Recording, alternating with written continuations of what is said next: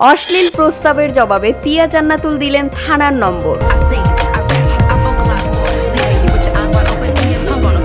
দৈনিক সংবাদ দিগন্ত পত্রিকার নিয়মিত বিনোদন সংবাদের সাথে আমি ফারিয়া এহসান। শোবিজ তারকাদের ভক্ত অনুরাগীর সংখ্যা প্রচুর, তবে এই জনপ্রিয়তার সঙ্গে বিড়ম্বনাও পিছু নেয়। অনেক সময় ভক্তদের অতি উৎসাহী আচরণে বিব্রত হতে হয় তারকাদের। সম্প্রতি এমন একটি ঘটনায় আলোচনায় এসেছেন মডেল, অভিনেত্রী ও আইনজীবী পিয়া জান্নাতুল। সামাজিক যোগাযোগ মাধ্যমে এক ব্যক্তি পিয়ার ইনবক্সে অশোভন বার্তা পাঠান। নিজেকে তার দীর্ঘদিনের ভক্ত দাবি করে ওই ব্যক্তি লেখেন তিনি পিয়ার সঙ্গে ব্যক্তিগত ঘনিষ্ঠ সম্পর্কে জড়াতে চান।